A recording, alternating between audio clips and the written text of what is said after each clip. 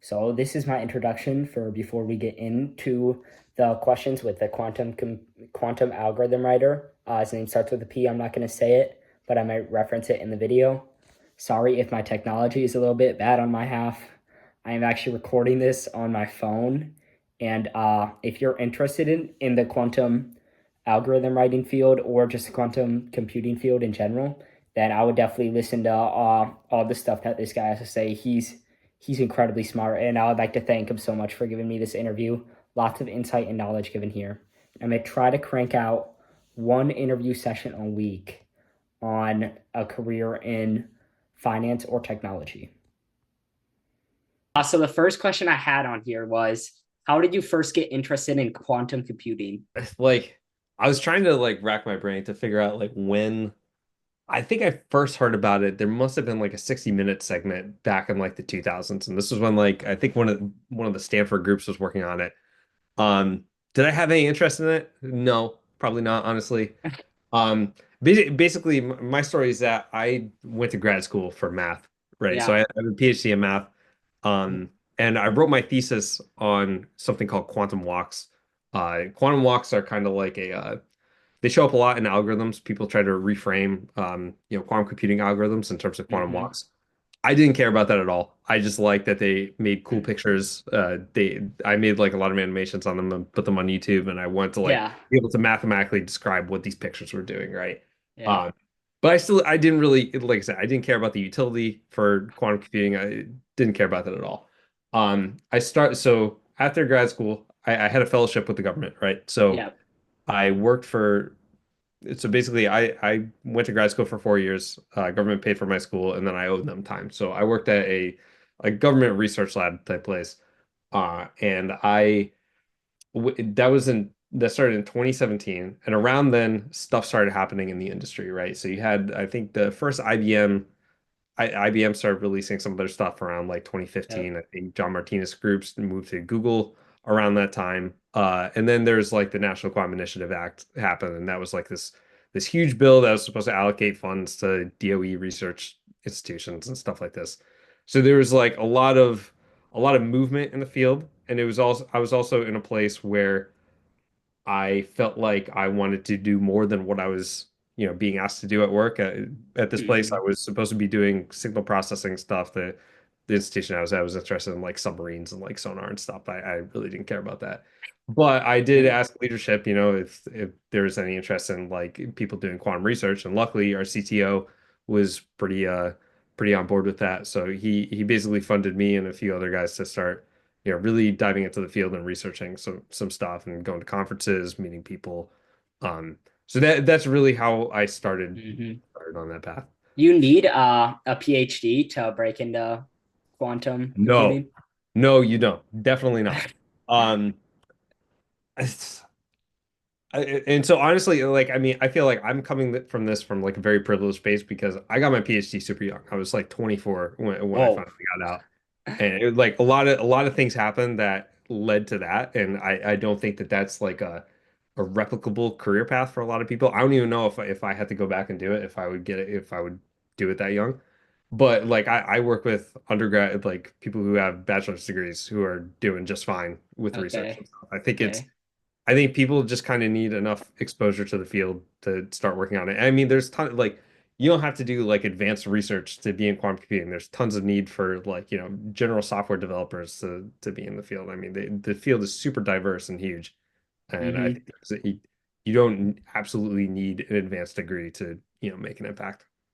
Uh, how would you say your understanding? So you said you started as you started doing something else, and then you broke into quantum computing. You started with just simple algorithms. How would you say your understanding of quantum computing has evolved over time? I mean, I think I came into this thinking that quantum computers are going to be useful. Um, I like I think when you start in the field, your first introduction is all the promises, right? So you hear something like Shor's algorithm is going to break encryption. You hear Mm-hmm. that there's going to be huge chemistry applications on the horizon. Material science is going to change everything. There's certain applications like people stretch it to say, we might be able to solve global warming, world hunger, and they point to like legitimate applications for these things, but that's like the context that you're introducing is that this technology that if you get down to like the molecular level and start, manipulating atoms in certain ways, if you're smart about it, you might be able to do all these amazing paradigm shifting things. And I think the more you go into the field and you start to peel back some of their claims, you start to realize that that's almost surely not true. Um, and I think that's probably, I tend to be a little more cynical just by design. I think that that's just kind of how I am. And there's a bit of a, I don't know if I want, how I want to say that, but there's, I feel like I'm comfortable sort of pushing the boundaries of cynicism. Yeah. That's fine. And I think some people are a little bit more political about the way that they go about, you know, saying that quantum computing is not all that it's marketed to be. But I think that I think that once you start actually getting into the algorithms and what it actually takes to run one of these algorithms, the resources that are needed, the physical hardware that's needed to do some of these things, it's like it's mind-boggling. And I think that it's not going to be an easy journey to get to a final place where we're running, you know, we're factoring out numbers with RSA or something like Do this. you think you could walk me through like a day in your work life? Like a lot of me included, and probably the two other people that are gonna be watching this Yeah. don't really know what happens day to day. Oh man, I was always like, because when I was in grad school, I would be interested in like, oh, what does a math PhD student do? What does a Yeah. math professor do? And then you kind of live that life, and it's like I just kind of go about my day. Um, but like, yeah, I feel like a usual day is that reading papers, writing papers. So right now I have like a ton of papers that are on the docket that I have to get out and publish. I have like a ton of algorithms that they're in the noggin and not necessarily committed to paper. And so that's really like working out all the details in those things, making sure that error is correctly accounted for, counting resources, things like that. Um, but there's kind of I'm in meetings with people, I talk to people, bounce ideas off with colleagues. Some meetings are more formal than others. Sometimes I'm giving presentations. Sometimes I'm just shooting the shit. Swearing is that, It's fine. It's yeah, fine. I don't know. YouTube, you never know with these things. Yeah. Um, but yeah, I feel like honestly, a lot of my day is just sitting and thinking. There's a ton of just ambient thinking that goes on in the background, even if I'm like it's so bad. But like, even if I'm just like doing the rest of my day on a weekend with kids, like cooking dinners, whatever else, it's just like the wheels are always turning. Some idea might pop up here and there. So do you really enjoy your job then, or is it like it's almost hooked you in this way? No, so my career has been kind of weird. I feel like I've been in a lot of places where people haven't really told me what to do so much, and I had to really be like self-motivated to do these things. So, like for my PhD, my advisor was like super hands-off. I kind of found a lot of the motivation in the work myself. Um, when I was working in the government research lab, like I said, the CTO was paying for us, but it wasn't like anyone was telling us, okay, these are the problems that are like really important that you want to focus on. Um, a lot of that had to be self-directed, and for a lot of my career, I felt like I really could have benefited from having a mentor or having someone sort of, if not guide me, at least direct me to what things I should be focused on. And I feel like this position that I'm in right now is like the first time where like I actually have a boss that's telling me what to do, that is like critiquing my work, telling me where things can improve, where circuits can be more efficient. I'm learning like a ton of stuff. Yeah. Um, so I mean, yeah, I'm hooked. Yeah, for sure. But it's good. It's definitely like I'm at a pretty fulfilling point in my career right now. Can you explain what a quantum algorithm is, like in really simple terms? Like break it down as small as you can get.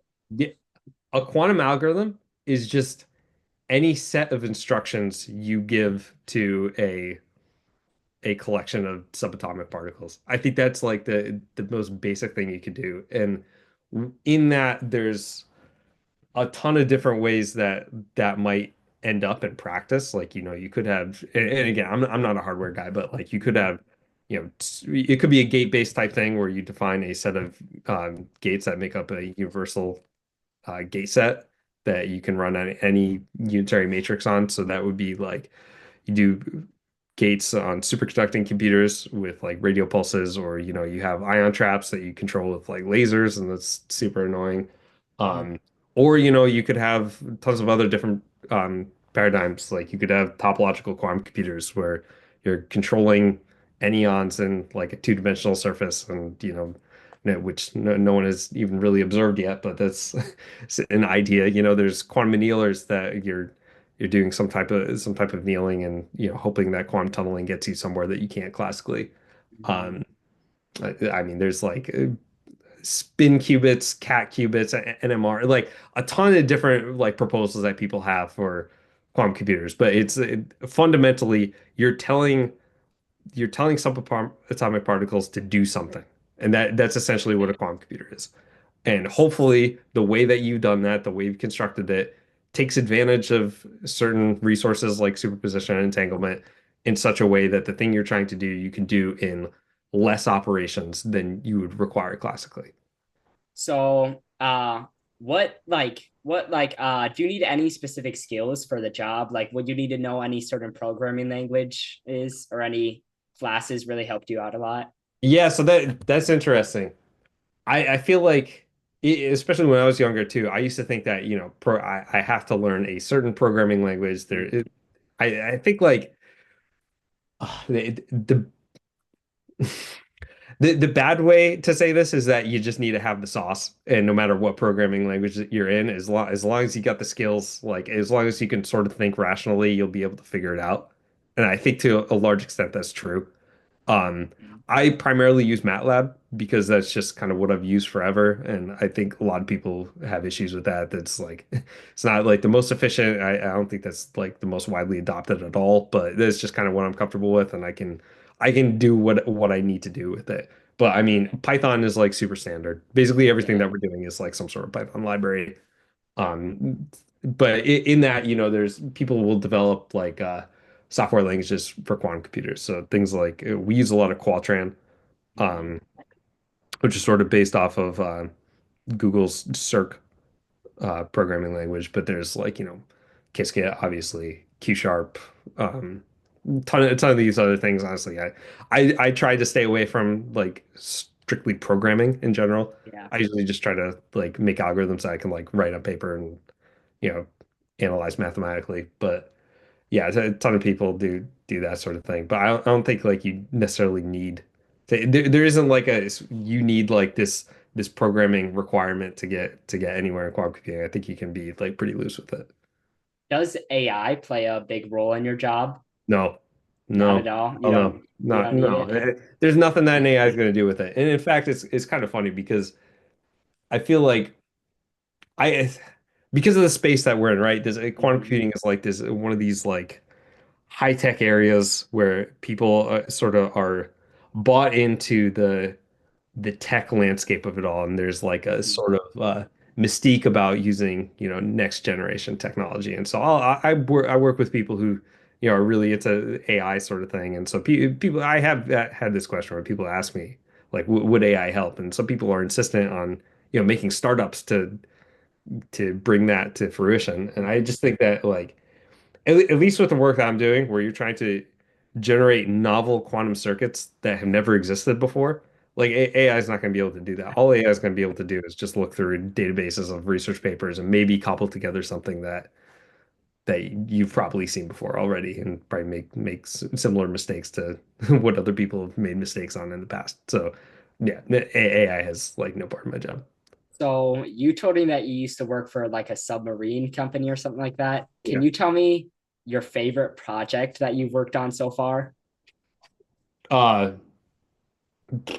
I mean, it wouldn't be there. So one of the projects that I worked on, I worked at both my last. So I used to work at Zapata Computing, is a quantum computing startup. Started in 2017. I joined in like 2021, and then company dissolved at the end of last year. But I was working a lot on the quantum benchmarking project, DARPA's quantum benchmarking project. So the DARPA quantum benchmarking project was this huge undertaking where basically they wanted to know, they wanted to answer the question like, if you had a big quantum computer, like what would you actually be able to do with it, and is it worth it? So if you could solve like whatever chemistry problems you wanted, whatever, you know, differential equation simulations, optimizations, and machine learning, things like that, like what actually is the market capture of the quantum computer? What does that mean? And so part of this task was actually going out to stakeholders in industry and government and asking, like what are your computational needs? How much would this actually be worth to you? Uh, and I think the answers were, pretty surprising. And so this is all public, and this is not like Yeah. one of the super secret DARPA things. But if you go on their DARPA quantum benchmarking website, I'm sure that there's got to be one of these graphics somewhere. But they actually plot like, okay, resources that you need for a particular problem, like in terms of T count, how many qubits you would need to solve a problem, how many years it would take, and then how like what your potential capture is like monetarily. Mhm. Um, I think if you looked at those, you would probably be kind of surprised at how maybe little value you would be getting for a lot of resources put into this. So I would give an example, right? So Yeah. the classic example is you factoring RSA, right? So we didn't touch that as part of the program, but everyone knows that there's a paper by Craig Gidney and Akara that talks about how many resources you need to factor a number for RSA 2048, right? And they Mhm. put the bound at this is a 2019 bound, but they put it at about 20 million qubits and 8 hours. So you need to run a quantum computer in coherence for 8 hours to be able to factor one of these numbers, right? Um, so that's kind of a standard that you can compare things against. So Yeah. let's say you had a chemistry simulation that you want to run, right? Like how is it faster or less fast than, this Guinea car bound? And what some of the initial computations find is that hell no. You need to keep your computer in coherence for years to be able to solve some to actually get somewhere where you're solving like an actual important chemistry problem.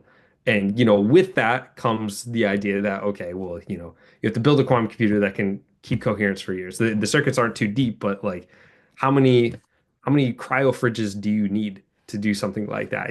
What's the Mhm. what are like the electricity resources required to keep something like that running for years? It's like it starts to get pretty insane, and you need to have a plan for something like that. And I think Yeah. it's not as I think it was a super cool project to work on because I got to see a lot of different things. I got to see sort of the industry side of things and what people cared about. That's not something that I ever really saw in like, PhD or, doing some Mhm. more academic type work.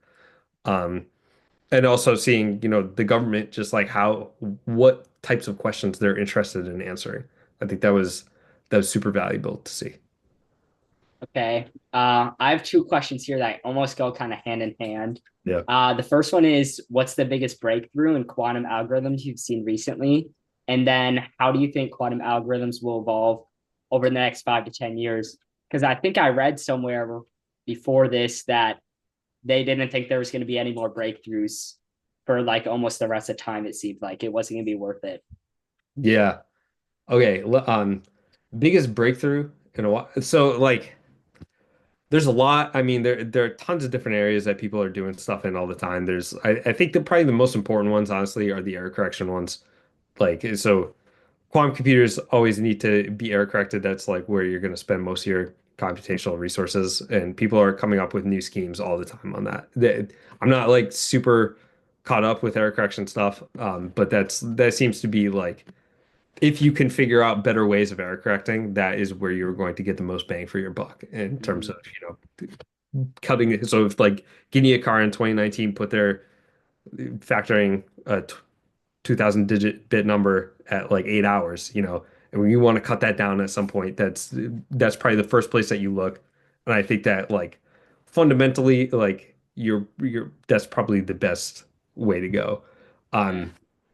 I think in terms of other stuff, Regev came up with an alternative algorithm to Shor's algorithm, which is super interesting. Um, Shor's algorithm, if viewers aren't familiar, basically you're coming up with an algorithm to factor a big number, right? What Shor figured Mhm. out was that if you create this state, this quantum state that's called the modular exponential state, and that if you that thing has a certain periodicity to it. And if you could find the period of this modular exponential function, then you get information about the factors.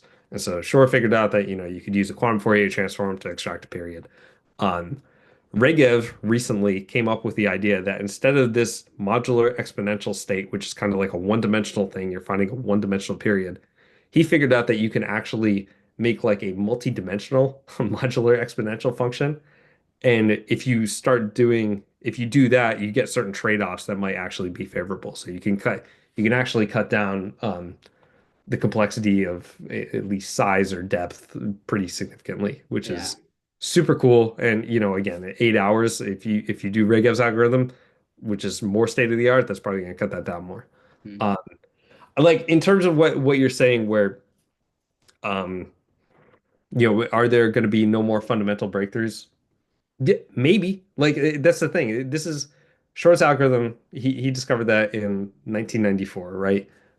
Grover's algorithm, which is probably not going to be uh, practically useful, was discovered soon after. I think that probably the biggest other algorithm was HHL for linear system solving, and even that has like a lot of limitations.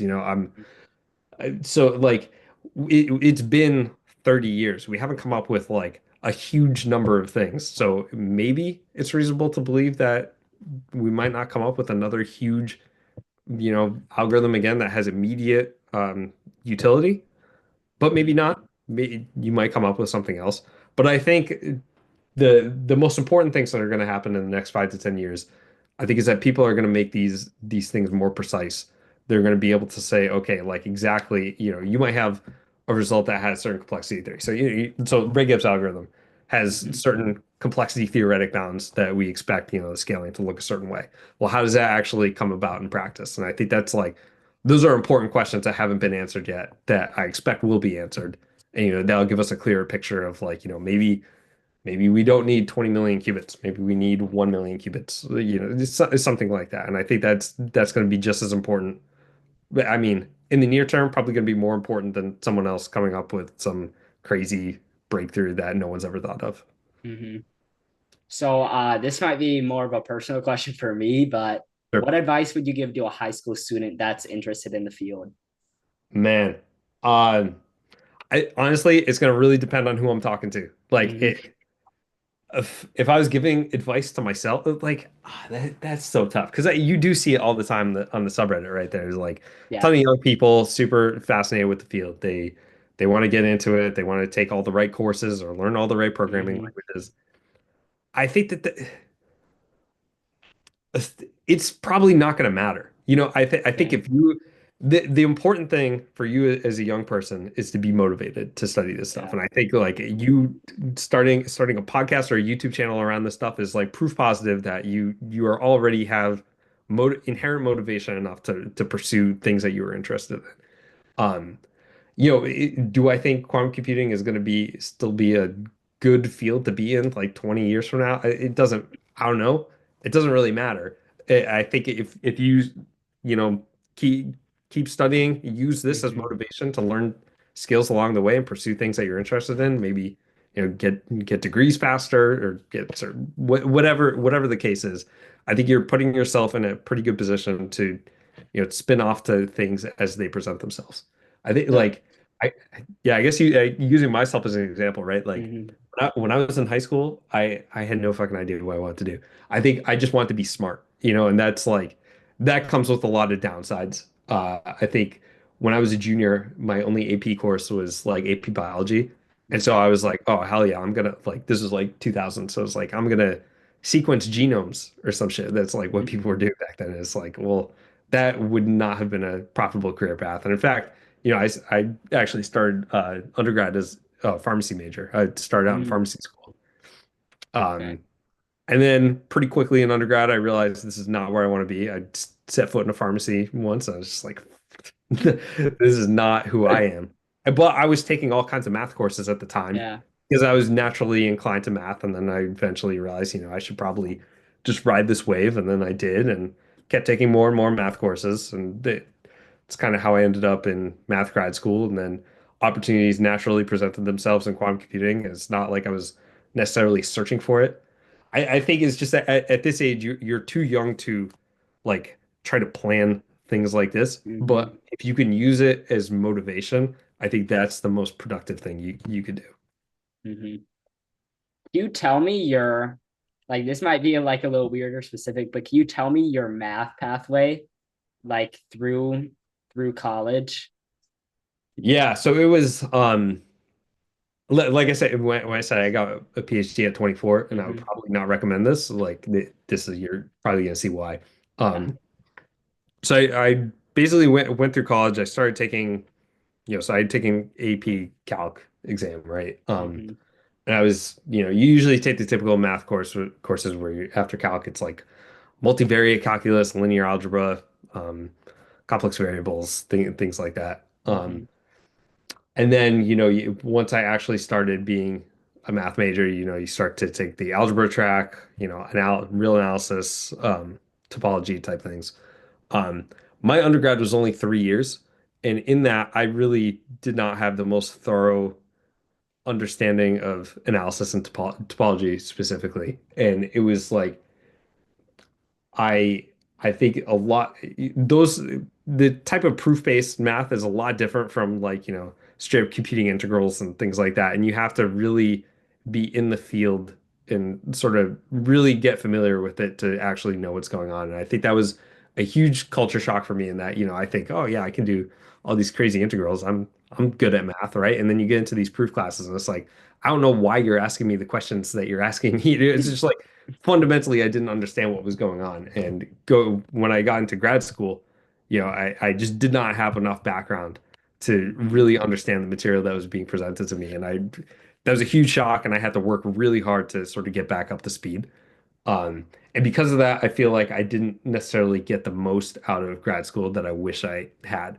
So, if I had like an extra year in undergrad, maybe an extra year probably not an extra year in grad school, but like if I had an extra year in undergrad and I had like more of a thorough proof-based training, then I think that things would have been better. Um, when I got to grad school, so initially part of the reason why I chose the grad school that I did was because I was interested in complex dynamical systems, Mandelbrot sets, Julia sets, fractals, things like that. Um, and two of the professors at the school were they had written some of the survey papers in the 80s when like, complex dynamical systems were really hot. And so I was like, hell yeah, I'm going to study with these guys. I'm going to write thesis on this. This is going to be great. And when it came time to pick an advisor and I talked to one of these professors, he was like, yeah, sorry, but all the low hanging fruit has been picked. You probably shouldn't be in this field. I was like, what the fuck? Like, what do I do with this? So that's why I kind of had to shop around for an advisor, see who's Hmm. willing to give me work and see who's, willing to let me go research some stuff. And so that's kind of how I came around to quantum walks. So it was, yeah, a lot of trial and error, but If you're comfortable, could you yeah. walk me through your salary progression? At this point, I will not say what his salary was because he did not want to put in the video. But I would like to say that he's pretty young and he's still making a lot of money. I'm not going to say a number or figure or anything, but he's making a lot of money and he's pretty young.